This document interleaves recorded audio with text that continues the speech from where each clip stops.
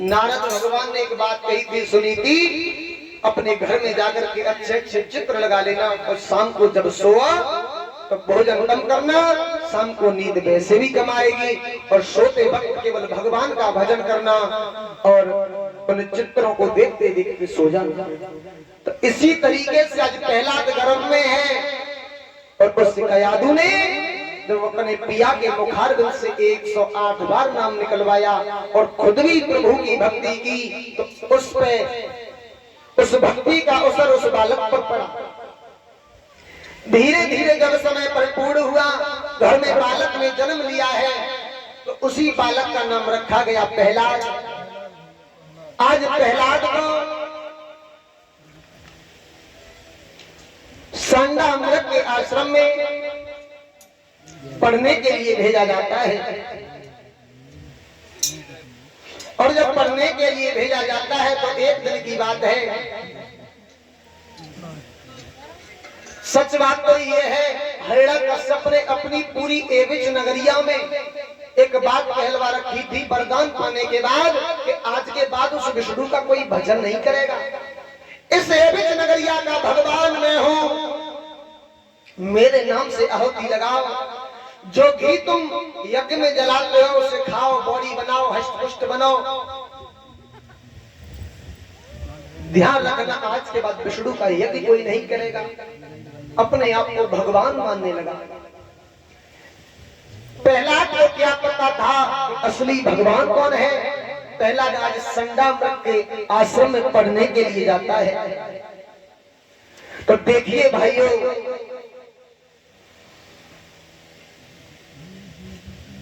ये प्रभु का नाम जानता नहीं है अभी तक।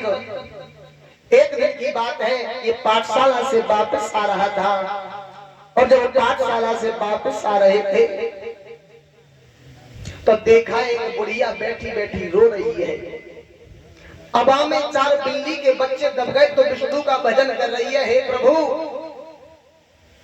अबा में आग प्रज्वलित हो चुकी है, अग्नि लग चुकी है, हे नाथ इन 4 बच्चों को बचा लेना, नहीं तो तुझसे लोगों का भरोसा उठ जाएगा।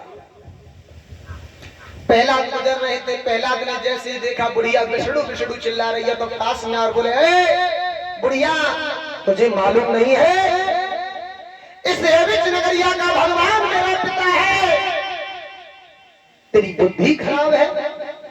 उस विष्णु का नाम ले रही है जो मेरे पिता का बैरी है, उस विष्णु का नाम लेना बंद कर, मेरे पिता का नाम ले।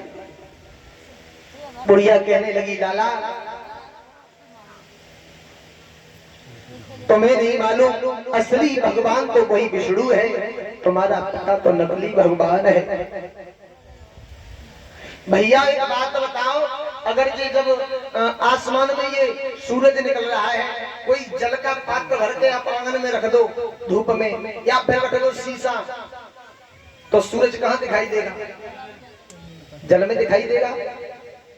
तो कहा, सुन प्रहलाद, जिस तरीके से हम और आप उस आसमान के सूरज को कोई दर्पण या जल का पात्र भर के उसे अपने आंगन में ला सकते हैं, उसी तरीके से तेरे पिता ने भगवान की भक्ति करी है। उसका प्रतिबिंब जैसे सूर्य का प्रतिबिंब पानी में जाता है तो हमें तुम्हें लगता है कि सूर्य जल में है, उसी तरीके से उस परमात्मा का प्रतिबिंब तेरे पिता पर पड़ रहा है, इसलिए तुझे ये महसूस होता है कि तेरा पिता भगवान है, इसलिए तेरा पिता अपने आप को भगवान समझ बैठा है।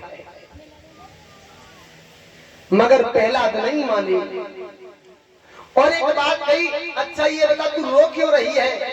तो बोली रो करके, आरे रोए रोए बुढ़िया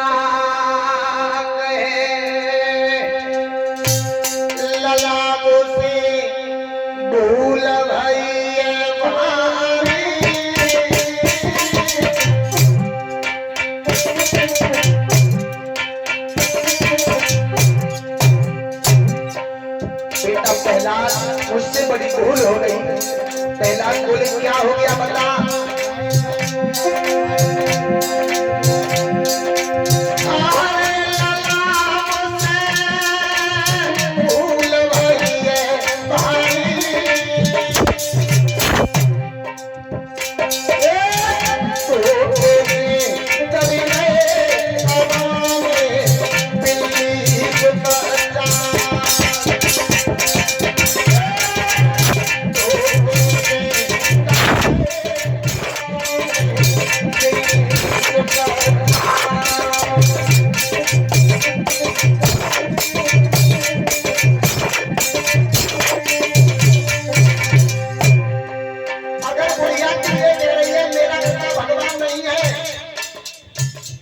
और अगर तेरा विष्णु इन बच्चों को बचाएगा तो ध्यान रखना ये बच्चे बचेंगे नहीं, और अगर ये बच्चे नहीं बचे तो कल सुबह होते ही तुझे मैं सूली पर चढ़ा दूंगा, तू बेमौत मारी जाएगी। तो बुढ़िया कहने लगा, कहने लगी लला सुन,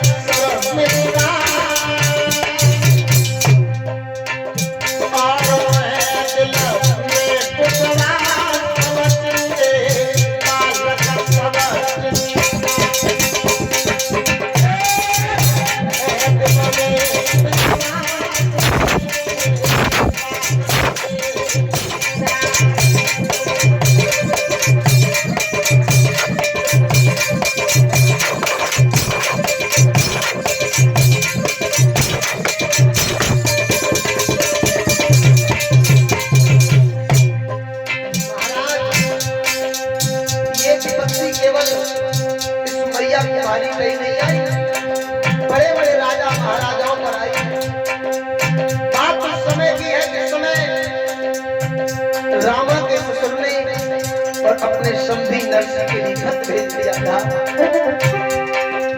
रामा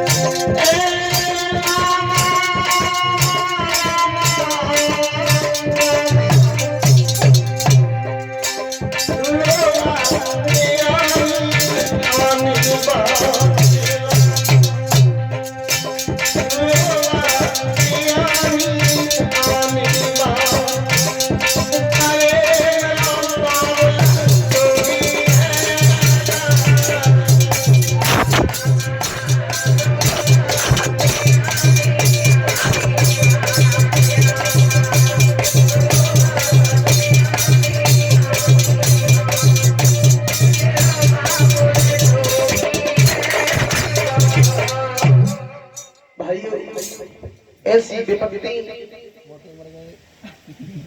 इस संसार में मैंने कल भी बताया था। यदि साक्षात ब्रह्म इस शरीर को, मानव शरीर को धारण करके इस पृथ्वी पे आया तो उसने भी कष्ट झेले। भगवान कन्हैया ने देखिए जब इंसान का भेष धारण करके आए,